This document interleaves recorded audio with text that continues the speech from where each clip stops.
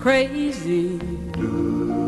I'm crazy for feeling so lonely.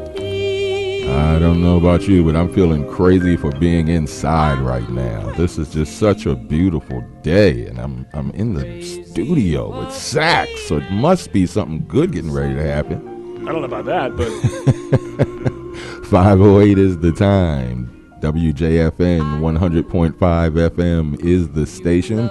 If you're listening online, you're listening at WJFNradio.com or perhaps on the John Fredericks Radio Show app.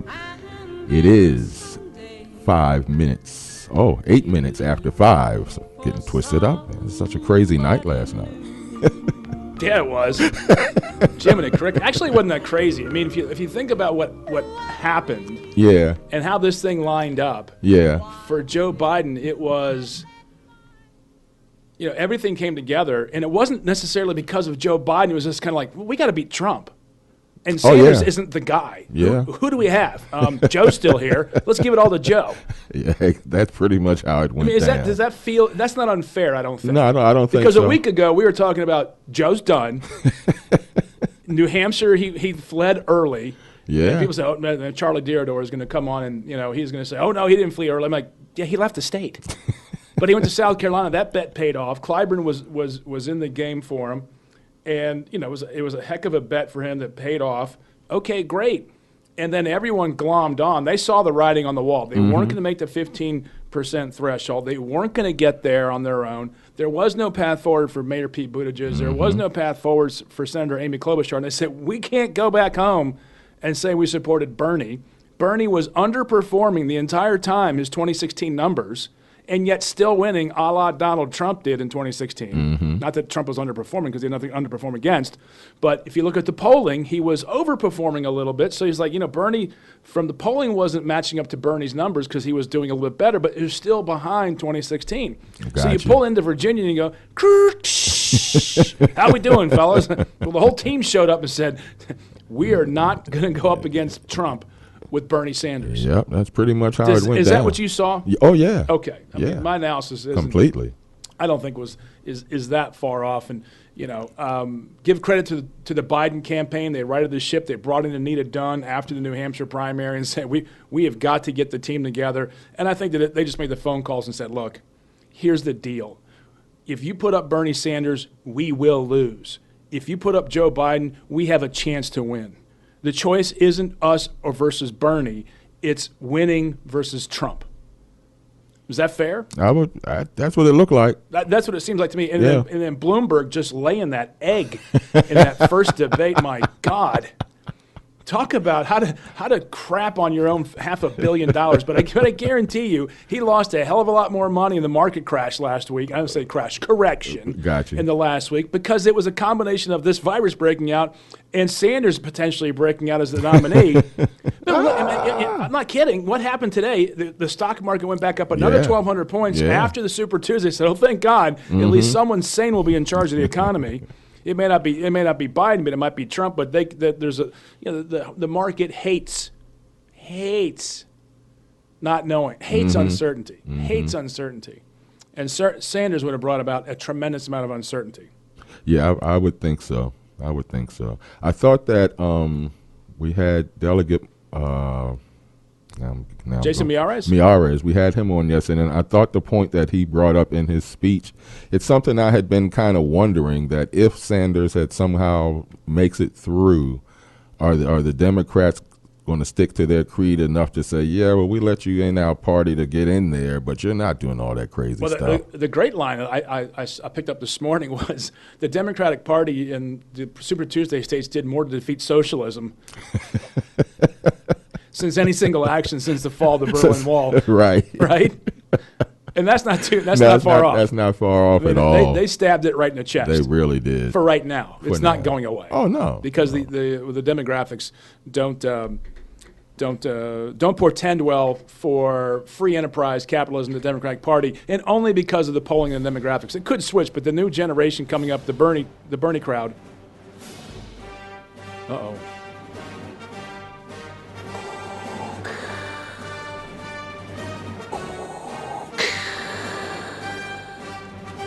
Is that Charlie?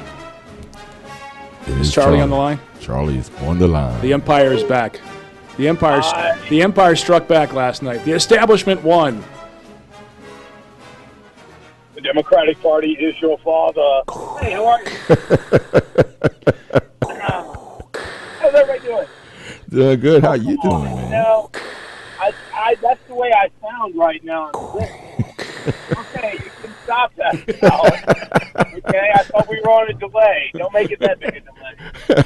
Joining us now is Charlie Dirador, probably the most passionate Joe Biden supporter outside the Biden family. He's blocking vegans everywhere in support of Joe Biden. What about Dr. Biden and Simone last night? All right, let's back up to Dr. Biden stuff. She's not a medical doctor. She's a doctor. She has a doctorate in education. Okay, Jill. All right, Jill and Simone. There we go. I thought that was awesome. That was a great hip check. I love the hip check by Joe Biden. But let's not kid ourselves. The whole event foreshadowed the entire campaign going forward. Joe not knowing who's next to him, his wife and his sister getting them mixed up, which was hilarious. Stop, just let it go. Let us have our humor here, Charlie. And then the vegans rushing the stage trying to kill dairy. Let dairy die. Are they vegans or are they anti-dairy people? You're anti-dairy. Ugh. Is that the same thing? What's that? Vegans and anti-dairy, is that the same thing? I guess vegans are anti-dairy, but since Virginia just outlawed designating all the vegan dairy stuff as milk, we could have a serious agricultural war here in Virginia politically. Well, my kids. What's that again? I can't really say anything. My kids drink that stuff. I can't say anything. We have to buy it. It's expensive, but they like it, and they have. I don't know, whatever. Hey, listen, let's talk about yesterday. Let's talk about the fact that I just watched Mike Bloomberg's campaign manager on MSNBC tell a panel that basically you can throw all of the polling out of the window. They have a data mining, or not data mining, but a data department in that campaign that used to exist as of yesterday.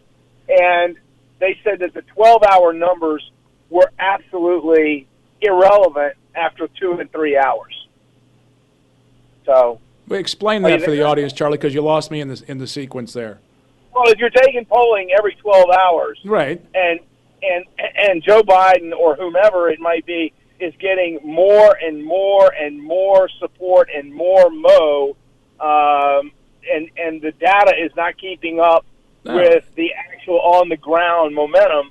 It's amazing. Yeah, people just decided. Look, they decided they weren't. It was more important to beat Donald Trump than to elect someone we agree with, or might agree with. There was the love for Pete and the love for Amy, and the love for Liz. It was all love for all these different candidates. But at the end of the day, they said, "Look, it's just about winning. This is serious. We're down to Super Tuesday. You can throw out Iowa, New Hampshire in future the future primaries and caucuses. This came down to reality. Do we or do we not want to be competitive in November? And they said, if we're going to win, we've got to get behind Joe Biden, and the team got behind Joe Biden. That's it. I think that Clyburn had a lot to do with this. God, yes. If you look at the percentage of the African American vote, African Americans came to Joe's camp in the last 3 and 4 days like no one had ever seen. I'll tell you something else that I learned through, looking at numbers. People in Northern Virginia didn't vote with their hearts. They voted with their heads. Oh, yeah.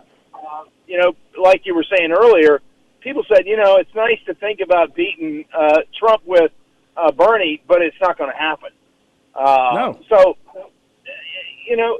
and the other part is this.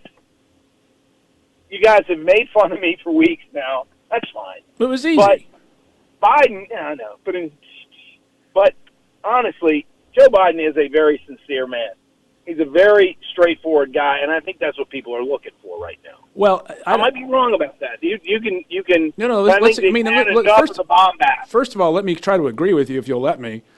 Joe Biden comes across as a very decent person, and I don't think he means ill will towards just about anybody. I think he's served in the Senate for a very long time. He was obviously vice president, but let's be honest.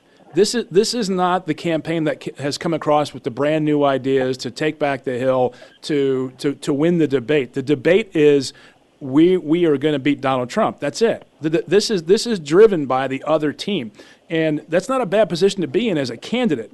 But we're going to change it back to, this is almost like a referendum on 2016. Versus this is the great Joe Biden who showed up to rescue the operation. The team has the team has gathered around a guy that they think can man the ship. No, those down ballot seats are all going to. A lot of that is going to be because of the Bloomberg operation. If they keep the Bloomberg operation together, if they keep it with the people they've got in place and the money that's funding it, that's all the down ballot stuff, as well as mining votes for the vice president. Well, we'll see. Look, long way from here to Tipperary. I'm not counting anybody's chickens before they come out. Well, you shouldn't do that. Vegas still has Donald Trump as the favorite, not as wide of a favorite as he was 3 and 4 days ago. But still a favorite, not a leaning favorite, somewhat of a clear favorite right now. But that's that has changed so much in the last week alone, and we've all seen that. It's been a remarkable turnaround. But the turnaround was really an awakening of the base of the Democratic Party saying, look, all we want to do is win. Just get Trump out of there. We don't. As much as they had a difference of opinion with Bernie Sanders and socialism and all this stuff, the real opponent here was Donald Trump, and they just turned their guns out versus in, and it was just time to do that. Agreed. I just am glad it was Joe, because I think Joe is going to make a terrific president. He's older. Let's face it. Everybody around here is older, and the day will come where Pete Buttigieg and those kind of leaders who have served in uniform, and that's going to be very important in the next 12 years. Who served in uniform and who didn't. Not that if you served in uniform, you could point your finger at somebody and say you didn't, but you could certainly point your finger at yourself and say I did. I think that's going to make a big, big difference in who gets elected and who doesn't get elected to these House seats and Senate seats as we come along in the next 12 years. But right now, stability, and Joe offers that. Well, here we go, and the change is not that much of a change. There's sort of a change it back the way it was back to 2015, 2016. And that's going to be, look, thematically, that's a tough sell because the future, the politics is about the future. And Joe, and he did this last night in his speech. He started turning it towards, look, I have a great record, but we've still got a lot to do. And there was an obvious reality of the polling, and some of the focus groups said, look, you've just got to stop talking about all these great things you did, because if Bernie opens up on you in the next debate and said, yeah, you voted for the war, you're going to lose a lot of the young vote. And if they go back and show some of the votes that he took in previous decades, you could lose some other key demographic crosstabs that you otherwise might have, and that's part of the data mining operation the Trump folks are going to have. So it's going to be a very difficult campaign. Vegas has him win. Trump's still winning. The polling says otherwise, but it's going to come down to the Electoral College like last time, and Biden definitely gives him a better shot at winning at least Pennsylvania back. Everyone feels that Florida's pretty much gone, but Sanders would have definitely killed it from a financial standpoint, so they can at least put some money in through August, September. But at the end of the day, I don't think Florida's going to be there. But it's a brand new day for the Democratic Party in America when they can go out there and say we're uniting behind Joe Biden. I think it's just a matter of time before Bernie Sanders either loses at the convention or gets out beforehand. So we'll see. And to your point about Michael Bloomberg, is he still going to fund that operation? I think he probably will. I have no inside information, but I think he's committed enough to getting the President of the United States dethroned, if you will, that he will do that. Let me ask you a question. Sure. Were you surprised at the lack of youth turnout? Well, we haven't got the California numbers in yet, and I want to look at this state by state and locality by locality, but the answer is no, especially when Biden wins. If Bernie can't get them off the couch and say, we're going to do this for you, there has to be a motivating factor. They might have considered that Bernie wasn't that big of a deal. They didn't really feel the burn. his passion is worn off since 2016. Are they fighting the establishment, or are they fighting, Trump? I mean, are they just tired of it? I mean, anyone's guess on what the young generation of voters is thinking, but I'm going to leave it to the experts to mine that data and come up with the answers. But obviously, they didn't show up, and we'll see what happens in California. But you make an excellent point. And it's interesting to what happened today, or last night and today. Biden gets up and starts talking about the future. What happened today? Bernie rolls out an ad with him and Obama together. Yeah. Have you seen that? Yeah. I mean, Bernie's not going away. This is going to be a fight. I think what's the guy's name? Cenk Uygur or whatever his name was. He ran for Congress and he's on the Young Turks, whatever. He was out there, talking last night. Said this is a war going forward. This is a war for the soul of the Democratic Party. We'll see if it's there. We'll see if it's there going forward. But I have to believe that the new wave, the revolution, if you will, the far left of the Democratic Party is not going to give up and say, "Oh, gee whiz, we got to get in line." They're going to want their pound of flesh going forward. They're going to hop on the team, or they might. The danger for them, for the Democrats, is that they stay home, and that was one of the reasons why Clinton didn't go after, I think, in 2016, Sanders as hard as she could have, because they pulled off the accelerator because they needed the votes. And we saw what happened in Wisconsin, Michigan, and Pennsylvania with Jill Stein peeling off some of those votes. And if those people stay home or flip to Trump, some of them, not all of them, obviously, but if enough of the young kids flip over to Trump and say, I'm still against the establishment, that's problematic for Joe Biden. I don't see that happening, but okay. Well, I mean, I hear, and this is an anecdote. It's not data. I was at dinner with a very well-known Democratic political consultant a couple weeks ago, and we struck up a conversation with our waiter, and we're talking politics, and it got funny and whatnot. But we were talking to the waiter. So, who are you voting for? And he said Bernie. We're like, okay, why? Chit-chat. It was basically because it's an anti-establishment thing, and the Democratic consultant goes, okay, if he loses the nomination to say Joe Biden, who are you going to vote for then? And he quick as a switch, boom, Donald Trump.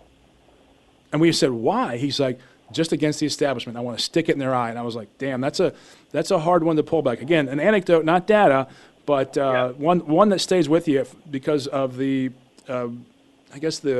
veracity with which he spoke. It was just so pure and authentic at the moment. So we'll see. All right. Well, listen, suburban women did well for us yesterday, and I think they'll do well for us in the general should we get there. Hey, it was great talking to you. Hey, Charlie, congratulations, first of all, to Charlie Deardor for being, I mean, quite frankly, I know what it's like to be the only person out for a candidate in the entire state. Back in 2008, it kind of felt like that with John McCain and have it turn on you. It's like, hey, we're winning? No kidding. And to be out there. I got a lot of nice text messages last night. Let's put it that way. I'm sure you did. And who had you lined up to come on the show last week? My man. Thank you for playing. Thank you for playing. Available to you on 100.5. That's right. No, Charlie, congratulations. I know you believe in your candidate, and God bless you for doing that. I wish more people have felt passionately about politics and their candidates as you do about Joe Biden. And I wish you and Vice President Biden a very good campaign going forward. You too, sir. Have a good evening. See you, man. Get better. Bye-bye. There you go, Charlie Deardor. Yeah. And that's the beauty of politics. Disagree though we will on various issues, we never get to that point, do we? Exactly. We talk about politics at its real level, and that's one of the reasons I love having Charlie on, even though we make fun of him because, well, frankly, it's easy. He takes the bait every single time. It's pure gold. But 804-778-8888, 804-778-8888. If you want to call in, this is Chris Saxman, Virginia Free Radio. Again, we're going to do the disclaimer. If you don't like what I'm saying, it's just me. It's not Virginia Free. We do things differently when we come to our opinions, but I guess that's about as good of a disclaimer as I'm going to get. Tom Weiser on Facebook here. Joe Biden is about to be filleted. How is he going to be able to defend himself? Still wants to give health care to illegals. Yeah, there's a lot of really bad moments in those debates coming up that are going to haunt Joe Biden, and just as devastating as the arguments would have been against Bernie Sanders, every time someone raised their hand back in those early debates, Al, it's going to come back. All those quotes, all those flubs, all those gaffes, They're going to build a narrative that this guy is just not ready to take over a very difficult world with Xi Jinping and Putin, and they're going to point to all the successes of Donald Trump. And I think once this coronavirus, I think, dissipates and goes away, and I think it will. Apparently China's getting things under control, and Apple's opening up its factories and whatnot. And Boeing gets its act together and starts cranking up its production, and manufacturing comes back online. You could see a real resurgence of economic activity going into the third and fourth quarters there that, frankly, help out the incumbent. Yeah. And they're going to say, do we really want to turn it over to this guy who keeps stumbling? Is he all there? And it's not. I don't think it's an unfair question when he says the things that are just wrong. I mean, everyone has gaffes. Joe has his gaffes, and everyone knows it. This is not quirky Joe Biden messing up and saying silly things. He's stopping his sentences in mid sentence. He doesn't know where he is sometimes. I mean, he says, like, I'm here in North Carolina, it's North Charleston. You know, this is the narrative that's going to be constructed for a lot of people out there who are concerned about the economy going forward and are nervous, and they're going to say, you know, I might not like Donald Trump, but I like my economy better, or I like my paycheck better. Right. And people vote very personally when it comes down to this stuff. And that is true. So how do you feel about this overall? I guess I'm just kind of adjusting to the new picture that's in front of us now. With all of a sudden, it's like normal. It's only a couple of candidates. So yeah, we're getting down to it now. Yeah, very quickly. This field collapsed. The last week has been amazing. The last 5 days has been amazing. Show prep has been very easy. Yes, indeed. Flip on the laptop. Oh, okay. That's for sure. All right, we'll be back. Chris Saxman, Virginia Free Radio, 804-778-8888. Give us a call, 804-778-8888. Give us your thoughts on what's going to happen in the 2020 cycle. Al, I think 2024 is far more important. We'll talk about that in the next section.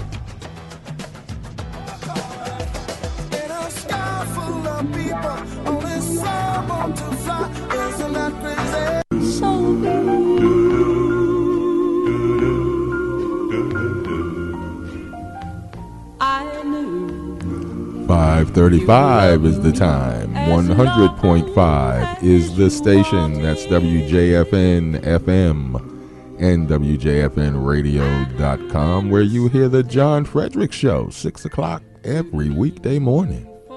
Talking about something. That's early. That's early, man. Really early. That's early. But John's up there. I mean, God bless him for being up there and talking about politics as early as he does, and cranking it out every day. Every day. If you really like politics, you want to get it, get going in the morning. WJFNradio.com, or download the John Fredericks Radio app. If I'm sitting at home and I don't want to turn on the television or whatever, I'll put on the AirPods and listen to John's show and shoot him a text. And he's all over the country. He's everywhere, man. He's everywhere. I mean, he broadcasts all over the country because of the internet and the Trump network. Yeah, he gets a lot of vibe out there, and good on him for seeing the opportunity to start this network up. And he's got this new studio here in South Richmond that he's building out. So mighty nice. Love a good entrepreneurial spirit, and John certainly has that. Definitely. And going forward, but the big news, obviously, Joe Biden, big winner last night. We'll see what happens in California, how they divide up the delegates, and if Bernie Sanders has a path to the nomination. It's tightening. It's tightening. No doubt. I wouldn't be surprised if Bernie goes all in, tries to get Elizabeth Warren to endorse him. The fact that she hasn't tells me that she's working a deal. Yeah. And she wants to flip that to Joe Biden for the VP nod. That's what I was thinking. It's got to be. That's what I was thinking. What's she reassessing? It ain't there. You lost your home state. You've got the bronze in your home state. Not a lot to think about after that. Get a little feedback. I don't know what's going on in the yeah, I hear that too. I don't know what that is. The aliens are coming. It's the damn Russians and Chinese paying attention. Exactly. Again. Well, they should. Yeah, they better. They better. I don't know where that's coming from. Well, let's figure that one out if we can. But Michigan polling in, that's the next big primary coming up. Joe Biden has sprung to the lead there. It looks like that's going to be a win for Joe Biden. We got Michigan coming up. We got Florida coming up soon, Arizona, Ohio, Washington State's a big one. Haven't seen any Washington State polling numbers recently, but I think the momentum is clearly behind Joe Biden. Oh, yeah. I mean, this is, Yeah. and I wouldn't say it's a runaway train right now, but I wouldn't want to be in the track, one of the tracks I right was going now. to say the exact same thing. You know, this is big momentum right when you need it. It's no longer March Madness. This is the finals. This is it. Biden has got to be the prohibitive favorite going down the stretch here. Warren, I mean, what are you thinking? You gotta figure this one out. If you're Senator Elizabeth Warren, there is no path to the nomination. There is no floor fight. You're not going to be president. So the question is, does she support herself and go for a VP, or does she support her common cause with Bernie Sanders? That's the question. Isn't it? That's the question. I mean, I think that's what it comes down to. Is like, do you really believe, or do you believe in you? So is she positioning herself for VP in either case? Probably.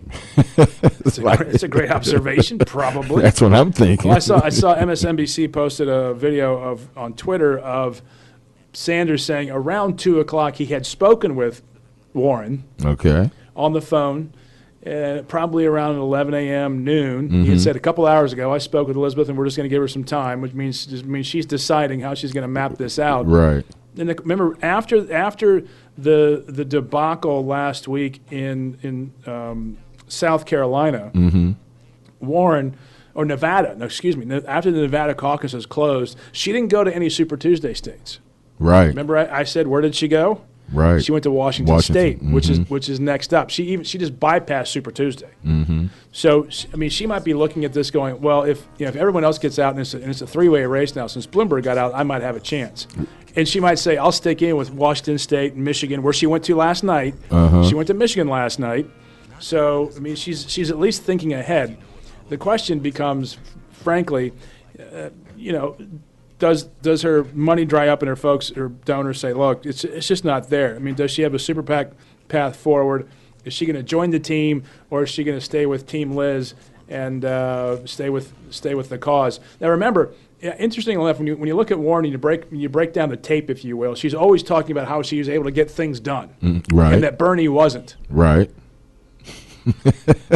Remember that? Yeah. I mean, she was pretty emphatic about that. So the question is, does she want to try to get things done and become vice president? And frankly, does Joe Biden need her? I don't think he does. No, I don't. I don't think so. she brings anything. Yeah, I was going to say I don't think she really adds much to him, unless they have to keep the farther left part of the party together. And she's got to be thinking Biden's a safer play because is he going to go 2 terms? If he runs again, he'll be running for re-election as an 81-year-old man. Right. And I'm already in the house. And which Joe, have another piece of pie, Joe. You're looking a little thin, Hand me the pillow. Don't struggle. Just relax. Just relax. She comes up behind with that paper bag. Pop. Anything? He's still standing. Damn it. He won't go away. Look, it's this humor. Let it go, people. Let it go. Relax. But honestly, she's healthy. Yeah. But here's again, it goes into the whole narrative that you don't want. Is Joe Biden too old, too frail? Does he have the mental capacity to be president of the United States? And, I think people are going to obviously talk about this. No broker, Paul Marichulo. On Facebook, I don't think it's going to be a brokered convention. What's to broker? Yeah. If Sanders, because he's underperforming the numbers from 2016, the delegate count is very important. The California numbers are very important. But going forward, these other states have to see the path forward to beat Donald Trump is with Joe Biden. And the question is, this is not a toss-up between the direction of the party in 2016 like it was between Hillary Clinton and Bernie Sanders. And let's be honest, Hillary Clinton was really unpopular in the Democratic Party. That is true. Right? I mean, yeah. Yeah. And they're like, all right, who else we got? You there, Sanders, get over here. But I'm not a Democrat. I'm not even a Democrat. But still, that cracks me up. I'm going to miss the hand pointing thing, shoving it in your face. See what Paul just did? What did he do? Look what he put on Facebook. What about Hillary? No, I think that scenario has got to be gone. I think the brokered convention and Hillary Clinton coming down out of the suite saying, "Oh, I'll take this over," isn't going to happen. I mean, who do you bring in now if you have to go further to the left, someone young, to get out the Latino vote? If you need, I don't think you need the African American vote. Maybe you do. I don't know what the numbers show in their polling. Right. So, and look, he's got a long time to wait. He's got what Joe Biden has to do now is get his national team up and running and get Bernie Sanders out of the race as soon as possible. Yeah. Between now and June, he has got to assemble a crack political organization and get that up and running in those key battleground states because he was on vapors. Yeah. He didn't have a lot of money in the bank. At best. It reminds me of the McCain operation in 2008 coming out of the deciding primaries when we didn't have any money, any organization, and everyone in the establishment, and I mean establishment, everyone who wanted to make money on this showed up and said, "Hey, we can help out," and they just glommed on and they screwed it up because there was no central command there. It was a bad operation. And if I was a Democrat, I'd be fearful of that taking place again. So when Charlie Deardor called in the last segment, talked about Michael Bloomberg's operation, because he put together a substantial infrastructure. Yeah, I listened to some of his speech today before I got on the road, and just the way he spoke of it made me feel like, man, he must really have some kind of system. Well, I mean, is he willing to spend that kind of money to? I mean, it's his choice. I don't know how he. I mean, he can set up as Democrats 2020. He can set up as a super PAC, as a run separately, but he can't really do it as a donation to the campaign. Right. I don't think. And he doesn't want to turn it over to the state parties, so he's going to be running sort of a flanking operation in the state parties in those particular states. Or he doesn't. I mean, they're not going to need one in California. They won't need one in New York. They won't need one in Maryland. They won't need one in Illinois. So they're going to be focused on the electoral college math. Okay. And the question then becomes: Does Bloomberg really think he needs to do that? And he has to decide quickly to get this up and running and to have it as effective as possible. This is where a lot of the big dogs get in the same yard and start barking at each other, and someone's got to set it straight, and point the team in the right direction. And I'm just talking again, not an endorsement, it's an observation of how these things work. Because there's a lot of people going, "Hey, our guy's going to win now," and everyone, because like what happened, Charlie Deardor, true believer, been there the whole time, right? For sure. And then all of a sudden, Biden crushes it in South Carolina, and everybody shows up. "Hey, Joe, I was with you all along. You, me, and Buds, right? Hey, don't forget, happy birthday, fella." Remember, sending all those pictures out there. "Look at me with Joe Biden." All of a sudden, "Oh, look at me. I was with him when." Right. And right, how they remember. I'm really a team player. I'm a Biden guy. I've been a Biden guy all along. I voted for them in 2008, 2012, and here I am. I gave money to them. Let's be honest. I mean, they were on vapors. Yeah. And they know it. Biden knows it. He's like, "Yeah, come on, I know the deal here. Yeah. This is not a rookie to the game. He's not. He knows they're there for them, not for him. And that's if he does, and he plays that card well, and can keep his team together and focus them in a winning direction. Good on him. But his team, having come off the turnaround from New Hampshire to South Carolina with Anita Dunn running the operation, so. That's just what it takes. Yeah. That's just politics, what it takes. So, Paul Marashula, do I want to break the news to her? Yes. Get me that phone number. You already knew the answer to that. You must be new here, Paulie. I would like nothing better. Well, she knows. I mean, how many lamps have been thrown across the room already in Chappaqua? She's going to start rooting for the Cubs all over again. All again. Nothing was as telling as when she said, "Oh, I'm a Yankees fan all my life." No one goes from the Chicago Cubs to the New York Yankees. Right. And if she had stayed in Chicago, if she had stayed in Illinois, if she had moved back home, she would have been president because her opponent in 2008 would not have been Barack Obama because she would have defeated him for the U.S. Senate. Right. I got you. God, this is just amazing. When you look back at this, is why you study your history. This is why you study your history. You always thought the Are you well insured? Not that well insured. I always thought the New York thing for her just even though I wasn't really into following. Yeah, even though I wasn't really following politics much at all back then, I was just like, New York. That's how you raise money for the Clinton Foundation. How's that going these days? Oh, well. Oh, did it dry up because no one had access to the government? Oh. Oh, well. What a sham. Fun while it lasted. What an absolute sham. Fun while We're it doing lasted. great things around the world. No, you're not. I mean, okay, you're doing a couple nice things, but you're not spending all the money. Who are you raising money from? Please. Just a bunch of good people. Hey, you know, aren't we all at heart? Oh, man. Oh, my goodness. So, yeah, Dr. Jill Biden, let's just cut that one right to the chase. She seems like a really nice person, teacher, the whole thing. She has a doctorate of education. This is where you kind of go, you know, because when one of the cable channels was interviewing her the other night, and she said, Dr. Jill Biden, blah, blah, blah. I'm like, stop right there. Okay, she's not a medical doctor. Stop trying to pretend like she's a medical doctor and building it up.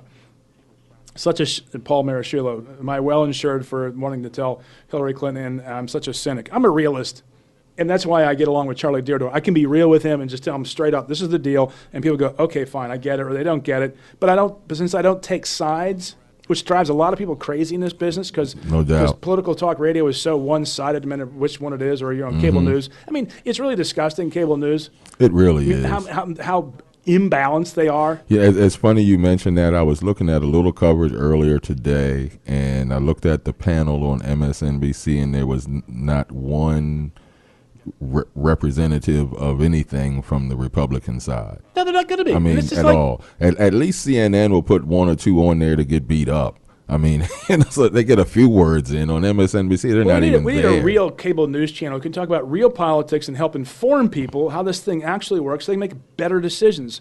On the way in here, a friend of mine from Stanton was messaging me, hey, can you follow me? Can you help me out with this one bill? I was like, yeah, fine, whatever is going on. She goes, what's this mean and what's that mean? And I got in here to the studio, flipped it up the laptop and logged on. I was like, oh, that bill just passed. She's like, what? I'm like, yeah. I'm like, here's what blah, blah, blah. She was like, I wish someone would explain this to us, what's really going on. And I think people are aware enough that they want to learn more about politics and how it actually works. And it helps me learn more about politics, and I find it very interesting. But the lack of desire to teach people how politics is, for just saying, I'm going to reflect back to you what you already think, is probably the most boring level of television imaginable. Mike Watson. Now you're dreaming. Mike Watson. Speaking of dreaming, hey, how about those election results? Came in right on time. Gosh, in an hour they had the state cleaned up. Oh, that was interesting. More to learn there. But I want to teach people. I was a teacher originally. Yeah. And whenever my students would make a point in class or offer an opinion, I would challenge them regardless of what the opinion was. So I got them to think deeper about what they actually thought and what they actually believed. And I had a number of students go to college and become politically opposite of who they were in high school. And I was like, well, congratulations. That's awesome. Right. You should be thinking. Yeah, I had a teacher in high school. It was like a combined speech and writing class. Right. So one of the assignments was to take a position opposed to what you really think or believe, and then write a speech about it, or do a speech about it. I enjoyed that. Look, I met with a Democratic consultant, and I do this all the time, folks. I meet with people on both sides of the aisle all the time. And it's fascinating when they go, hey, can we talk for real? Sure. I won't tell anybody. Is there any other way to talk? Wink. And he goes, I got to be telling you, I think I'm becoming more of a Republican these days. And I was like, really? What's up with that? He's like, I've been trying to hire people. And out of the last, several dozen hires he's had, I've had one work out. These kids just don't want to work. They don't want to work. And it was kind of extraordinary to me that, he was thinking that way. I'm like, well, it's not about political ideology, but at least he's thinking. And that's invigorating for me that someone's thinking, well, should I think this way? Rather than just being rote, this is my team, this is always going to be my team, the other team's wrong, and I must attack and I must kill, die, other team must die, and do everything in your power to humiliate and defeat the other team without going, they might have a point on this particular issue. Right? That's the problem. You blow past an issue, it's like, well, you might have a point there on climate change. I mean, I might not agree with you on everything, but I think we should clean up after ourselves. Planting stuff might help take carbon out of the atmosphere. Okay. And when we do that, we can probably turn our attention to, I don't know, China and India. which are crapping up the joint. Yeah. And stop taking everyone pointing the fingers at themselves. Oh, we're so bad as America. We're doing better because we're living in a more advanced economy, and more advanced economies live a cleaner life, right? They just do it. It's more effective. It's more efficient. The market works better, and that's where the problem is. It's India and China. Okay, fine, but let's talk about it in a way it's not like I'm morally wrong for not believing in doing everything that person says. Right. I mean, that's a moronic conversation to have. Yep. Absolutely moronic. And it doesn't get us anywhere to solve any problems. The last time, and I think, what was I saw an article, over the last, I want to say, 35 or 40 years, guess how many major pieces of legislation have passed with bipartisan support? I'm going to go with 2. 5. Oh, okay. 5. Wow. In the last 40 years. Yeah. I mean, think about it. It's because nothing gets done in Washington, D.C., no one can see the other side because of the disrupt that it's going to cause to either establishments of either parties. They can't talk to each other. Insane. And it's filtrating down Interstate 95 to get into Richmond, which is unfortunate. That you have to vote against everything if the Democrats come up with it. If the Republicans come up with it, you got to vote against it. And it's like, wait a second. Can we just solve the problems? Can we agree on what the problem is? Can we agree to what the problem is? Right. First of all, let's agree that we have a problem on this. Whatever it is. Immigration. I mean, here you have, I interviewed Corey Stewart 2 years ago, a year and a half ago. Okay. 2018 Republican Senate nominee. Big anti-immigration guy. Right? Right. Remember that? Mm-hmm. And I said, okay, what's your solution for immigration? And he's an immigration attorney. He's like an international attorney. He knows this stuff. And he goes, I would double the legal immigration. And he said this with people at the table. So it's not like I'm making it up. I cornered him in a phone booth and said, what the hell? He said, I would double legal immigration from 1 million a year to 2 million a year. Okay? You with me so far? Oh yeah. This is not a hard one to follow. If you're paying attention, you're driving home, you're stuck in traffic. Corey Stewart, the most anti-immigrant candidate who came across as this mean, that's what you dour, I'm against immigrants, said he would double legal immigration from 1 million to 2 million a year, okay? Mm-hmm. And I said, okay, would you include those who are currently in the United States in that additional million people per year? We have all these illegal immigrants here, right? Right. So since why go find more illegal immigrants? We got some here. We already have some here. Mm-hmm. I said, would you include that in that universe of people that you would then put? This is the most anti-immigrant person to ever run for the United States Senate in the history of humanity, according to any news outlet in Virginia. He said yes. I would use the current existing population in that new 1 million a year. And I say because in 10, 12 years, we probably have the thing knocked down. We don't have any immigrants, and you assimilate. Mm-hmm. It was his idea to go from 1 to 2. Right. And I just said, would you use this group of people? He said yes. But he went quick as a switch. But that's not amnesty. Okay. Call it what you will. Or call it nothing at all. I don't care. If that's your plan and you don't want to call it amnesty, that's fine. That's on you. You have to sell that. I don't have to sell that. But you just said this in a room full of people. So I'm taking notes. I put it down. Mm-hmm. I send it out to my email list, which, as you know, Al, goes out to a selection of leaders, opinion leaders, and elected officials all throughout the Commonwealth, business leaders. Oh, yeah. And I see who opens them, and it's like, whoa, this is really, I didn't know he was on my list. That's pretty cool. Right. Just kind of like, well, sure. Not bragging, but just yeah, this. Sure. So it makes its way out to social media, which I've termed to be anti-social media, because there's nothing really social about Facebook or Twitter. It's not creating social connections. Stop. Well. No, we'll come back to that later. Okay. So I put this out there. The Tea Party in Hampton Roads picks it up, Virginia Beach area, and they post it up there. Can you believe Virginia Free said this about Corey Stewart? It must be a lie. Chris Saxon must have heard Corey Stewart wrong. And I chime in on the thread. I'm like, no, that's exactly what he said. Right. And they're like, well, that can't be. And they huffed off like it didn't happen. Right.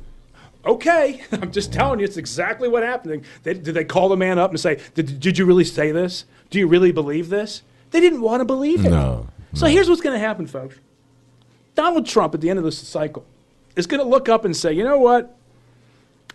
I'm going to do something on climate change because I can get things done, and I'm going to do something on the illegal immigrants if I need the votes. This is how it's going to work out. They're going to know what can and cannot happen. And what is his team going to do? Oh, this is a great idea by the President of the United States. Well, we should do this. You'd be like, okay. Right? This is going to happen. Yeah. All he's doing, and he's done quite brilliantly, is go to where the voters are. That's it. That's it. And I think he's going to change a lot of his policies to win the election. Wow. Why wouldn't he? They have nowhere else to go. And they hate the Democrats. They hate the liberals. He's already said it. They love Trump. He's going to go, you know what, to bring more, because Mick Mulvaney, his chief of staff, said this a couple weeks ago, we need to bring in more immigrants to the country to rejuvenate the economy. Right? His chief of staff. They're pretty close. Yeah, you would think. They've seen the numbers. What can you inject in this economy that's just puttering along, 2.5% growth? We've had a little downturn here. You've run out of any kind of financing vehicles. The Federal Reserve has knocked the interest rates down to here. Just take the damn money. Right? Right. Let's be honest. Gasoline is at $2.20 a gallon nationally. $1.99. Is that what it is? That's what I paid today. There you go. There you go. Yes. Show him who's boss. You feel like you're winning, don't you? A little bit.